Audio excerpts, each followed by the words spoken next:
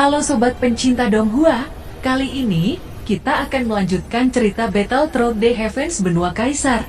Cerita dan video ini diambil dari channel Nobarta. Tanpa banyak basa-basi, mari kita simak alur ceritanya. Melanjutkan dari cerita sebelumnya.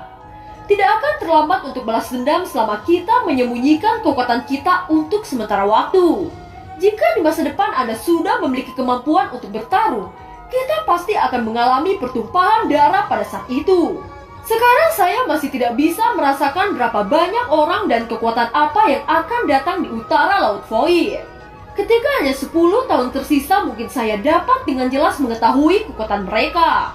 Jika situasinya pada saat itu benar-benar sangat kacau dan mereka berniat buruk, maka kita harus bersiap untuk bertarung dan membunuh mereka tanpa meninggalkan jejak, ucap Xiao Tian.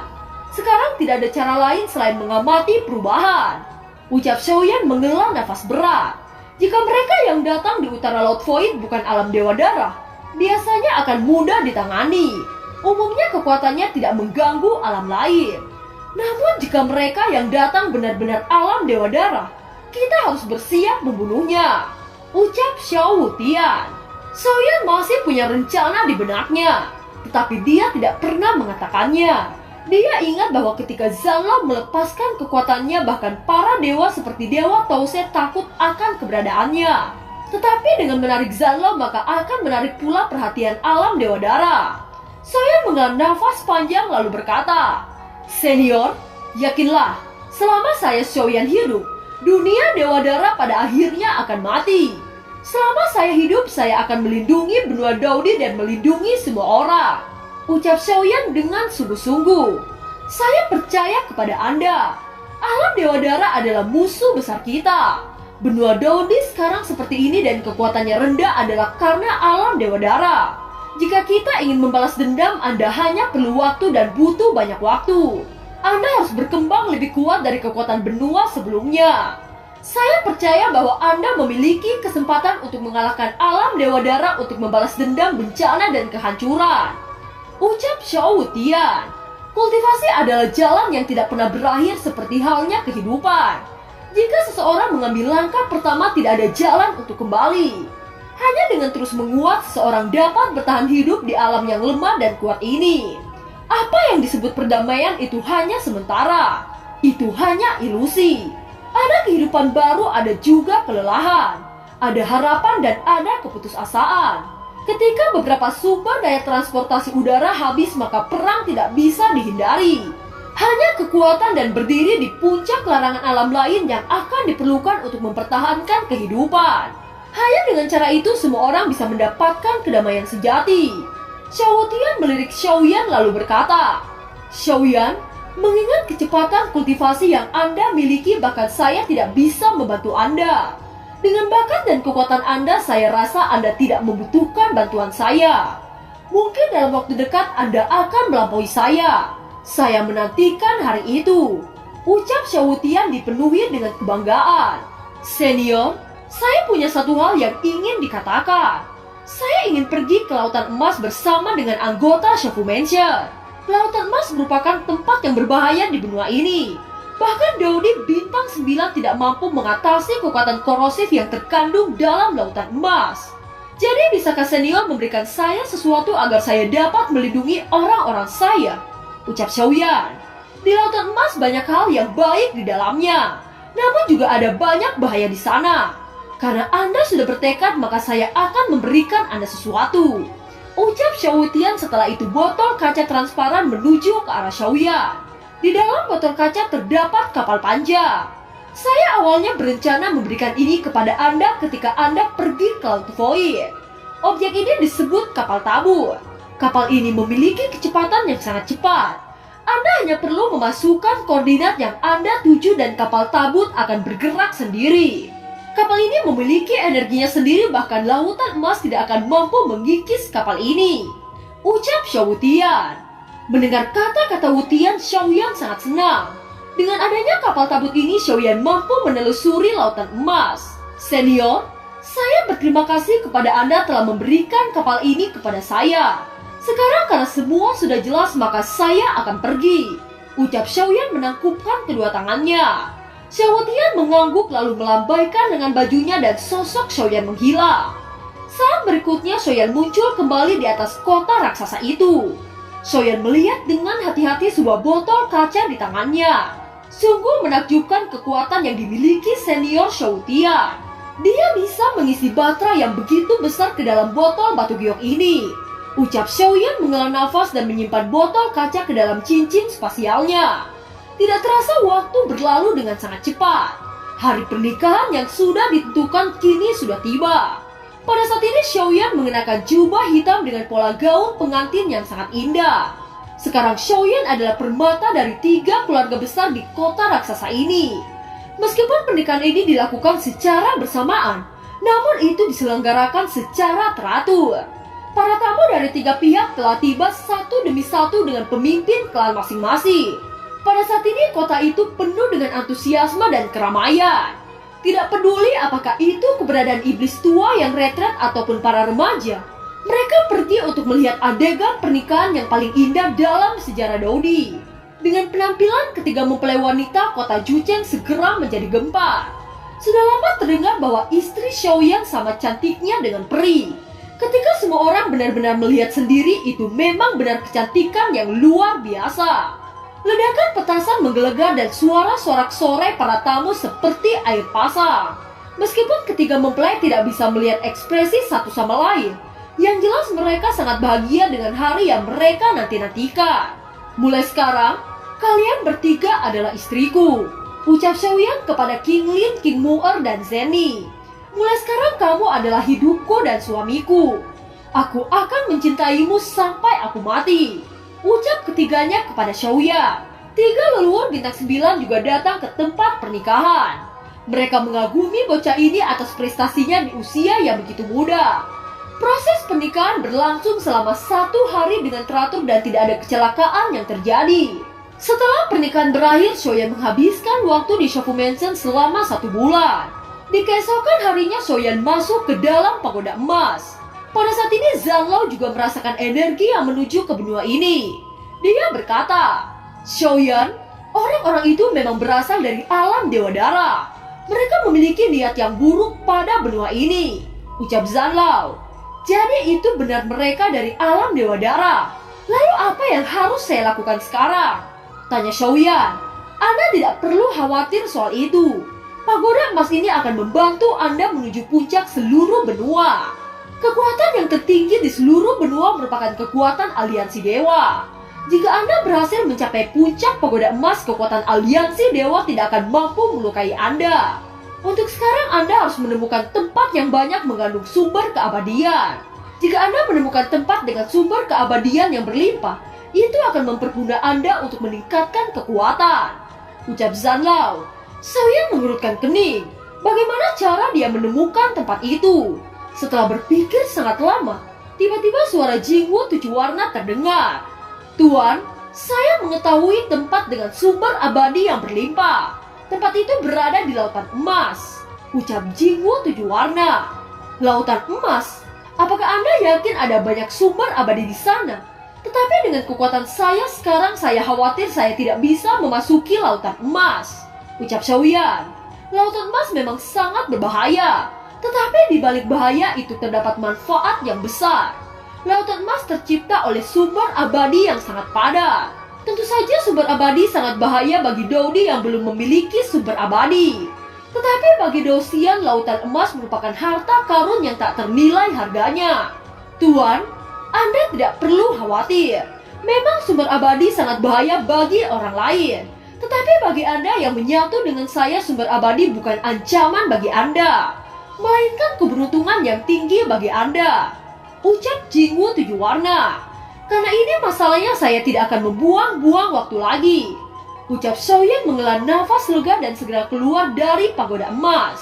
Saat ini Xiaoyan mengirim pesan kepada semua orang untuk datang ke aula utama. Di aula semua orang bergegas satu persatu dengan wajah serius. Mereka menduga ada sesuatu yang serius terjadi sehingga Xiaoyan memanggil mereka semua. Setelah semua orang berkumpul, Xiaoyan berkata, saya akan membawa kalian menuju ke tempat lautan emas untuk melakukan penelitian. Saya juga sudah mengirim pesan kepada Nan Erming yang berada di keluarga Warcraft. Ucap Xiaoyan kepada mereka. Setelah beberapa hari seluruh tim Xiaoyan sudah bersiap-siap menuju Lautan Emas. Melihat segala sesuatu sudah dipersiapkan, Xiaoyan mengeluarkan kapal untuk menuju ke Lautan Emas. Mereka tercengang lalu berkata, "Xiaoyan, benda macam apa yang Anda keluarkan?" Tanya Xiaozan. Xiaoyan tidak ingin membuang-buang waktu untuk menjawab. Dia dengan cepat menaiki kapal lalu berkata, "Persiapkan diri kalian, kita akan berangkat sekarang," ucap Xiaoyan. Setelah kelompok Xiaoyan menaiki kapal, tiba-tiba kapal mulai membesar hingga seukuran setengah Shofu Mansion. Semua orang yang memandang kapal ini dipenuhi dengan keterkejutan. Mereka tidak menyangka bahwa ada benda ajaib seperti ini. Setelah menentukan tujuan menggunakan persepsi jiwa, kapal besar itu tiba-tiba bergetar dan menghilang dari Shofu Mansion. Hanya membutuhkan waktu setengah jam kapal ini sudah mencapai Lautan Emas. Kecepatan yang ditunjukkan oleh kapal ini sangat menakutkan. Kecepatan ini bahkan lebih cepat dari lubang cacing. Semua orang berkumpul di geladak kapal dan sudah ada Lautan Emas di depan mereka. Apakah ini Lautan Emas legendaris di ujung benua? Ucap semua orang merasa takjub akan keindahan Lautan Emas ini. Tetapi di balik keindahan ini tersembunyi bahaya yang sangat mematikan. Sementara mereka mengamati pemandangan di sekitar, tiba-tiba Xiaoyan merasakan sesuatu yang buruk. Dia menoleh ke bawah dan melihat bayangan di bawah kapal. Setelah beberapa saat, bayangan itu mengguncang kapal yang dinaiki Xiaoyan dan kelompoknya. Pada saat yang sama, raungan yang keras terdengar di dalam Lautan Emas. Xiaoyan mengerutkan kening saat mendengar ini. Dia tidak menyangka di dalam Lautan Emas masih terdapat monster yang hidup di dalamnya. Xiaoyan mengeluarkan kekuatan jiwa untuk melihat makhluk yang menyerang mereka. Pada saat memindai Lautan Emas, Xiaoyan bisa merasakan fluktuasi kekuatan bintang 7 dari kekuatan monster itu. Setelah mengidentifikasi makhluk itu, Xiaoyan melangkah maju dan penguasa Xuan diayunkan. Ribuan bayangan penguasa membombardir ke arah Lautan Emas yang mengembang. Monster yang awalnya ganas dan membabi buta seketika dia pergi dengan kesakitan. Lautan Emas ini benar-benar tidak sesederhana seperti di permukaan. Kalian semua harus lebih waspada dan jangan gegabah, ucap Xiaoyan. Semua orang mengangguk dan berhenti gegabah hanya semata-mata pemandangan yang indah. Pada saat yang sama mereka mengeluarkan senjata masing-masing. Xiaoyan mengeluarkan botol giok dan mengisinya dengan Lautan Emas. Jika Xiaoyan mampu menyerap sumber abadi di dalam Lautan Emas ini, maka dia bisa meningkatkan kekuatannya. Xiaoyan, apa yang Anda lakukan? Jika setetes air emas itu mengenai kami, maka kami akan menjadi tulang tanpa daging, ucap Xiaozan dengan ketakutan. Kalian tidak perlu takut. Ini adalah sesuatu yang sangat bermanfaat, ucap Xiaoyan tersenyum. Xiaoyan, bagaimana bisa objek mengerikan seperti itu menjadi sesuatu yang baik? Tanya mereka semua. Saya membawa kalian ke sini adalah untuk Lautan Emas ini. Apakah kalian pernah membayangkan bahwa Lautan Emas ini sebenarnya terbentuk dari sumber abadi yang padat, sehingga sumber abadi membentuk Lautan Emas? Ucap Xiaoyan. Raja Naga yang mengambil kendali tubuh Nan Erming, dia berkata, "Xiaoyan, saya akui bahwa pengetahuan Anda luas. Memang benar Lautan Emas terbentuk oleh sumber abadi yang padat. Tetapi Anda juga harus hati-hati. Untuk menyerap sumber abadi ini, Anda butuh menguraikan Lautan Emas ini. Hanya dengan begitu Anda bisa menyerap sumber abadi," ucap Raja Naga mengingatkan Xiaoyan. Xiaoyan tidak dapat menyangkal apa yang dikatakan Raja Naga. Tetapi tidak peduli seberapa berat itu, Xiaoyan harus berusaha keras untuk menguraikan air Lautan Emas ini. Xiaoyan duduk dan mulai mengamati air Lautan Emas. Dia merasakan sumber abadi yang kuat terkandung dalam air Lautan Emas ini. Bahkan di dalam air Lautan Emas ini terdapat Origin Ki yang sangat kaya. Mengingat kekuatan Xiaoyan saat ini, Origin Ki sudah tidak bisa mendorong kekuatannya.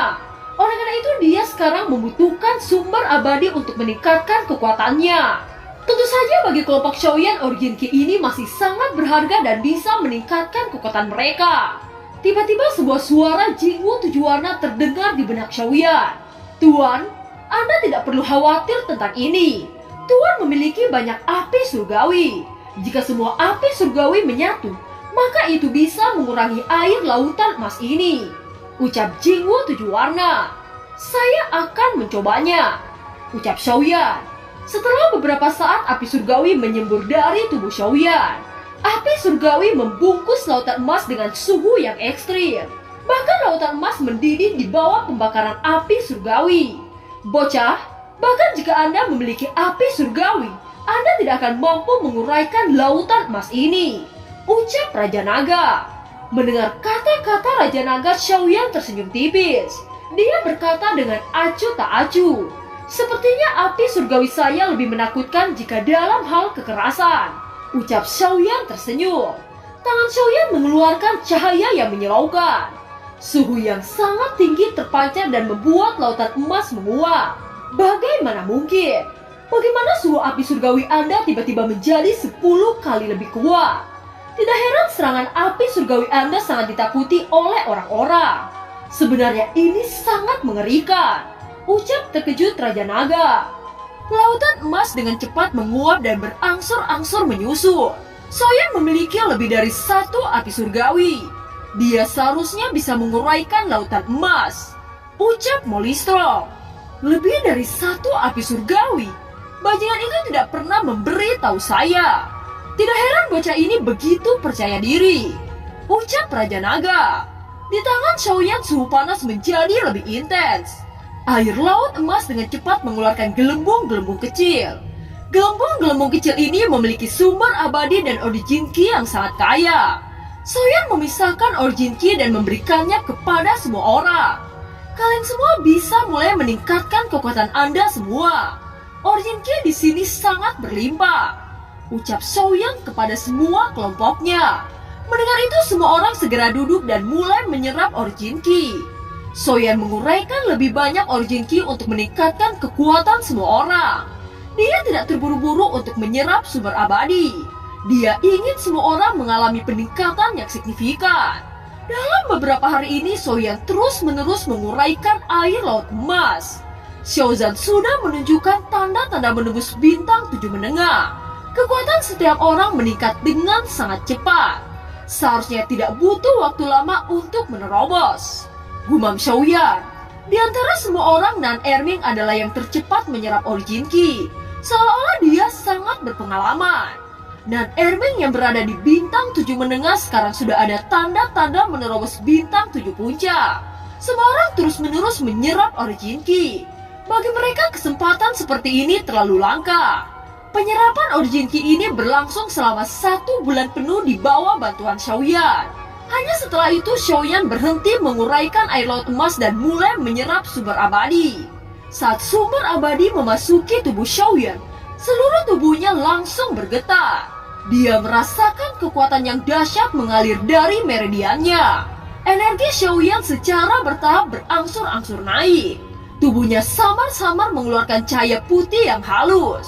Setelah 1 jam menyerap sumber abadi, Xiaoyan sudah menembus bintang 9 tahap menengah. Tidak lama setelah itu di atas langit banyak bencana petir terjadi secara massal. Tentu saja ini kecuali Xiaoyan. Dia adalah pelindung benua ini dan tidak ada bencana petir ketika dia melakukan terobosan. Zenny, Jing Wuchen, dan Xiaoqi semua menerobos ke bintang 6 awal. Bencana Dodi dengan mudah dihentikan oleh ketiganya. Mereka bertiga dipenuhi dengan kegembiraan dengan peningkatan ini. Sekarang mereka bisa merasakan betapa kuatnya Daudi bintang 6 awal. Di bawah pasokan origin ki yang disediakan oleh Xiaoyan, banyak orang-orang telah menerobos. Molistrom, Longyan, Ziying, Xiaozan, dan King Mu'er telah menerobos Daudi bintang 7 menengah. Sedangkan Nan Erming telah menerobos Daudi bintang 7 puncak. Berkat bantuan dari Raja Naga, Nan Erming mampu menerobos lebih dari yang lain. Xiaoyan sangat puas dengan kecepatan mereka semua. Jika mereka semua menyerap origin ki untuk waktu yang lama, maka kekuatan mereka akan menembus ke level yang lebih tinggi. Pada saat ini Xiaoyan hanya memiliki waktu 50 tahun untuk menembus level Douxian. Seperti yang dikatakan oleh Xiao Wutian bahwa benua Daudi sudah terancam oleh alam Dewa Darah. Xiaoyan mengembuskan nafas sebelum tiba-tiba dia memutuskan untuk menyelam ke dasar lautan emas. Ketika kulit Xiaoyan bersentuhan dengan air laut emas, rasa sakit yang hebat menyapu seluruh tubuhnya. Namun dia dengan cepat menyesuaikan menggunakan perlindungan dari api surgawi. Dia mulai duduk ke dasar lautan emas dan perlahan-lahan menyerap sumber abadi. Seiring berjalannya waktu, tubuh Xiaoyan mulai menunjukkan kekebalan terhadap kekuatan korosif. Selama penyerapan ini, Xiaoyan selalu merasa ada seseorang yang mengawasinya. Waktu berlalu. Tidak terasa sudah 10 tahun Xiaoyan menyerap sumber abadi. Dalam penyerapan gila-gilaan ini, kekuatan Xiaoyan sudah mendekati bintang 9 puncak. Kali ini Xiaoyan sekali lagi merasakan bahwa ada makhluk aneh yang sedang mengawasinya. Setelah mengidentifikasi keberadaan makhluk misterius itu, Xiaoyan melesat dengan kecepatan seperti kilat. Ketika Xiaoyan sudah mendekati sosok misterius itu, dia menemukan bahwa sosok ini berwarna merah. Saya tidak tahu siapa Anda. Saya tidak tahu siapa Anda. Mengapa Anda terus mengawasiku dan melarikan diri? Ucap Xiaoyan. Melihat bahwa sosok itu tidak berniat melarikan diri, kecepatan Xiaoyan juga perlahan melambat. Tuan, tolong selamatkan saya. Ucap sosok merah itu yang ternyata bisa bicara.